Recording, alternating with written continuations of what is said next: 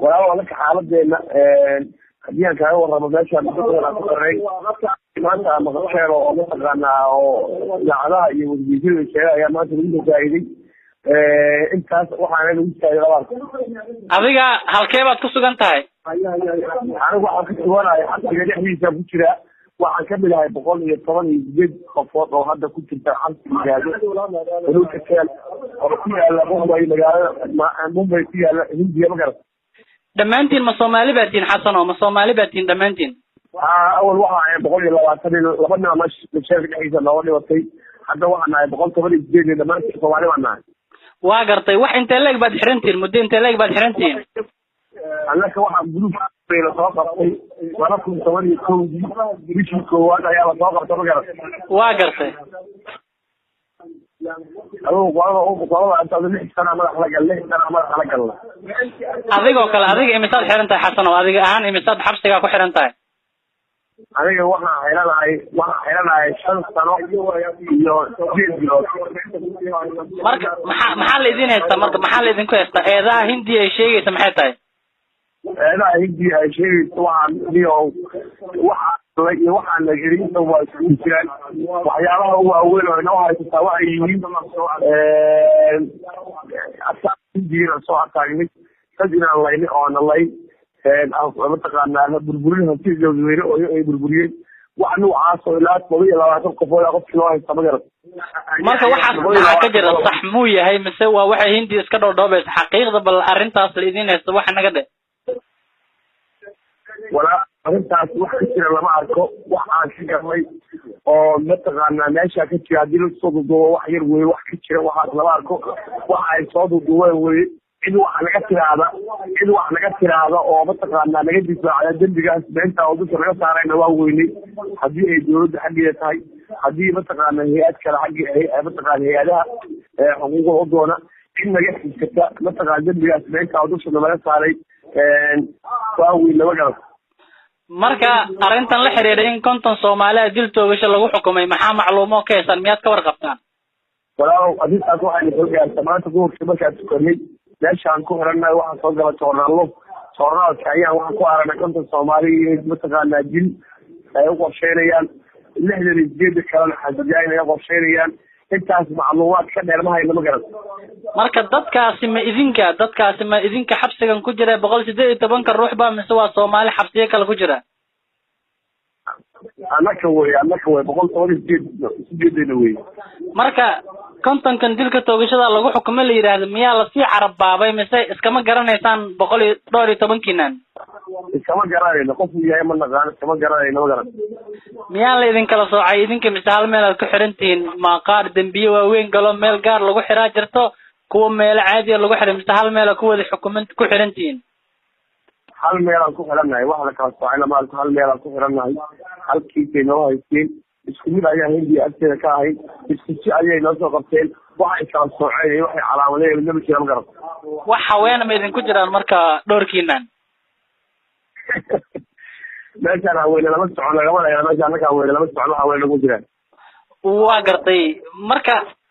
xukunkan oo kale sidee u aragtaan in dil toogasho la idin ku xukumo sidee u aragtaan haddii waa dareemi karaa sida waa karnaa marka dambigiina aan galnay dambi toogasho si keeni kara ama u dhawaan kara ma ahan waxa diligo mataqaanaa nalagu cadlayso ma garan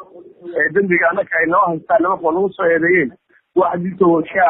ama u dhawaan kara ama xisbeen xataa keeni kara ma ahan anaka waxaan kugu eedeeyay buucadna waa kideegdi waa gobod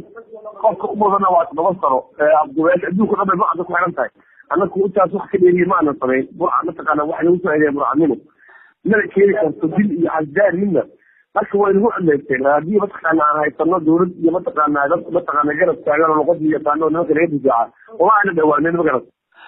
da-aada dadkiinan Soomaalida ee xabsiga ku jira imise u dhaxaysaa kiina ugu yar waa imse jir kan ugu weyn waa imse jir waxa ugu yar 22 jir waxaana ugu sareeya 50 jir waa gartay dawladii Soomaaliya ee aad wadankeeda ka dhalateen maxaad leedihiin oo arrinkan la xiriira maxaad dawladda ugu baaqaysaan anaka inay horta barnaamijkaanba waxaan markaa cadayn ugu baytahay 4 sano 5 sano u xirnay nimanka nagu doodaya wax cadeeya naguma sahay barnaamijkan annaka waxaana geliyaba safaaradda soomaaliya ee hindiya ku xiran baa saxiix laga qaado waxay tiri dembigii nafirta waxa la idiin qaadaya soomaaliya ma garan ma safaaradda soomaaliya ee waddankaasaa sidaa idin tiri saasay nagu tiri meeshay nagu tiri safaaraddu qoraalka miyay akhriseen markay dil toogasho idinku xukumaysa qoraalka ma akhriseen يعني سفارة أنا كمقدمة نقال سفارة كمان نقال سفارة واحد نوكل سفارة إنجليز كوكان واحد نقول تري سوق سفارة صحيحة تنبغي نكرتها نركع ولا الحكومة يا حكومة صومالي يعني بدوش يجي نعم كذا marka qoraalkii waxaad ku qornaa ee aadan akhrin karin baa waxay noqdeen dil toogasho idinku xukumaya idinkan waxa u maleynayeen muqdisho leeyahay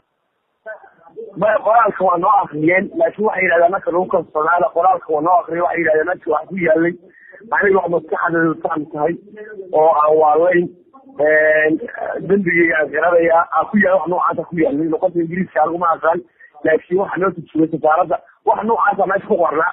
markay noo akhriyeen waxay yiraahdaan ma garan intuu wax ka khalnaya marka xasanow hinduda waxa ay leeyihiin qaar kamid ah maxaabiista dambiga waa ay qirteen marka intay wax ka khaldan yihiin halkee bay waxa arrin sirey ka qoransan tahay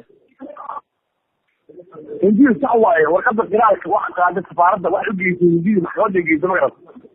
marka dambigan in la idin saaray yaad ku eedeynaysaan waxaan ku eedeynaynaa safaaradda soomaaliya aan ku eedeynaa hindiya joogtaa waa gartay xasan qof kale maad igu dhiibi kartaa waa kala hadal haye igu dhiibaya haye abo walaal marka hore magacaada saddexan idaacadda mustaqbal magaalada muqdisho kula hadlayso bal magacaada saddexan marka hore abo macaane waa ninka la yiraahdo waxa weeye maxamed saciid yuusuf yarkii marka hore kula hadlayay waxa waa sakaafi cabdi jimcaale marka abo macaane hadda kolley sida xabta kuu sheegay weeye waxba kama bedela iyo anaku niman waxaan nahay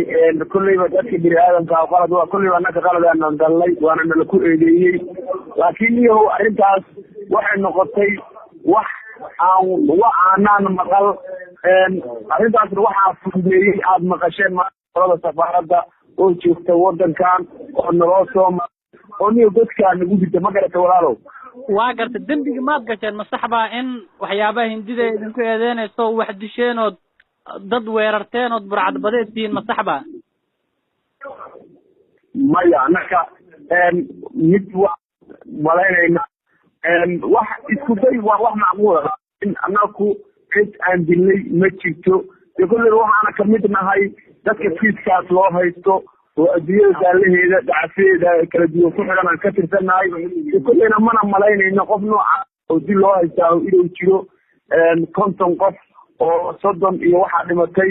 markii operationkiina ku qabtay 36 qof 2 qof jeelkay ku dhimatay 50 hadda waa mid kuwa hadda aad maqlaysiin oo haddeer la cirib tirayo haddee 79 kale oo ka hartayna ma malaynayo inay iyaguna rajada yihiin ma garad waa gartay imise sana adiga xiran tahay aniga waxaa soo xiray bishii 2 ee 2011 6deedii aan jeelkaan soo galay inuu hadda xaaja halkee laga soo qabtay xilligaas adiga aniga waxaa laga soo qabtay meel u dhow dekeda ceelmacaan agteeda xilligaa maxay baad qabanaysay maxaa xilligaa halkaa ka yeeshay xilligaas iyo dadka kalluumaysataa oo dee badda ka shaqaysanayo muddoyda anigu de dadka soomaalida waad garanaysaa dee kolleyba xeebaha soomaaliya dee dawladnimo kama jirto cid difaacdaana ma jirto laakiin anigu nin kalluumaysataa ayaan ah oo dee meeshaa joogay dee kolleyba doon qofkii wato badda lagu arka waxunbaa la isaga tiimbareeyey tiimbarihiina dawlada hadda iga daba timaado ama loo yar ama cid iga caawisa ma aysan helin dee ciddii igu dhaweed oo aan islahaay arrintaas way kuu fududaynaysaana waxay ahayd safaaradduna waxay ii horteeday waxaanaba shaqo ku lahayn ma garad waa garta wax ka badan 5 sana xiran tahay weli mas-uul dawladda ka tirsan inta idin yimid xaaladiina wax ma idinka xog wareystay waxaa noo yimid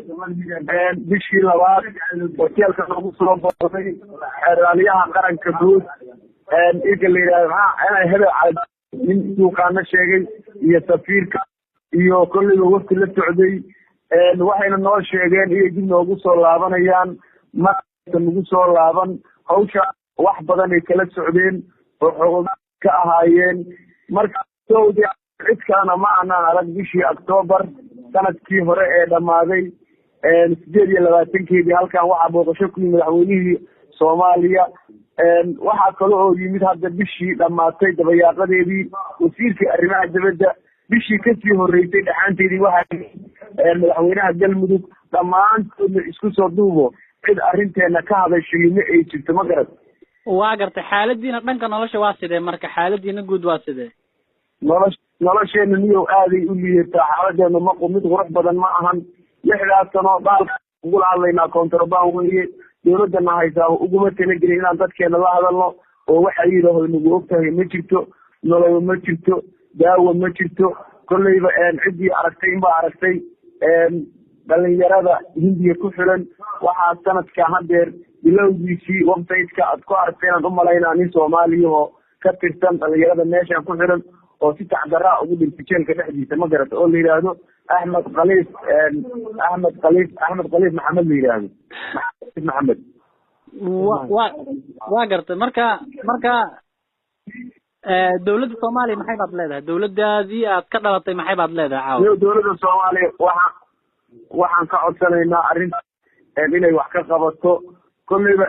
anaku arrintaas hadda sida ay hindiyaanku u shaqeeyeen anaku saakay maanta markaan tukanaynay ayaan report journal soo baxay wadanka oo la yiraahdo Hindustan iyo Times of India oo jeelka yimaada ayaan ku aadnay reportkeena arrintaas waxaan ka codsanaynaa dawladdanadu in ay wax ka qabato kolley wax qabad allaale inay wax ka qabato oo safaaradda arrintaas kolley ayadaa wax ka og meesha aan gaarsiisay arrintaas haddii ay wax jiraan ku anfacyo qaadatay 118 qof oo Soomaali ah in laga soo qaado waxaan jirin waa wax aad u weyn in ummadda Soomaaliyeed oo walaalahana arrinta ay noo gudmadaan dawladdu ay noo gudmato arrintaa wax laga qabto xafiiska meeshaan ku yaalla oo guriga ummadda ku yaalla dadka jooga oo dhiiggeena cunaya in la ka qabto oo dawladda ka codsanayna iyo raaxda iyo cidda ay qusayso iyo dadka hindiyaanka oo kiisaska nagu eedeeyey oo dad ganta oo noo soo maray xafiiska calanka Soomaaliya ka babanayo dadka jooga haddana waxaas aad nagu dhigayo oo aad ka dhegaysateen in aan kiiskeenii qiranay safaaraddanaduna naga keentay dhibka ay leedahay waad malay kartaa muwaadin la leeyahay dawladdiisii horkacaysa in la dilo taas marka waxaan ka codsanaynaa arrintaas in laga hortago oo noo istaago weli wax ka qabaday leedahay saan is leenahay ilaahay subxaanahu watacaalana waa la tala saaranaya sidaas ay jirta walaal intaas aan codsanaynaa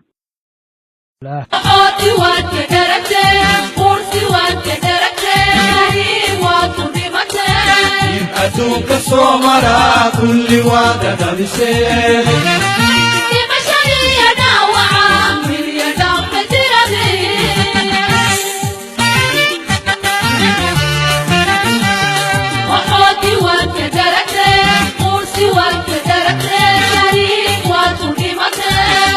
adduunka soo mara kulli waa dadabiseen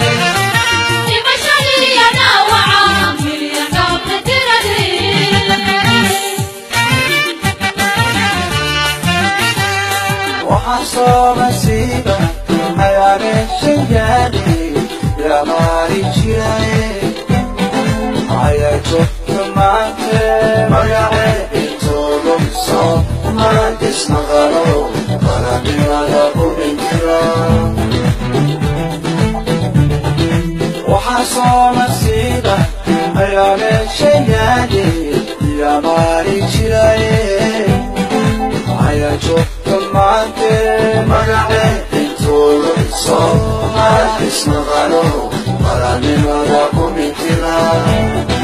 مرعي انتو صوت ما تسنغرو ولا بماذا بنكرا مرعي انتو صوت ما تسنغرو ولا بماذا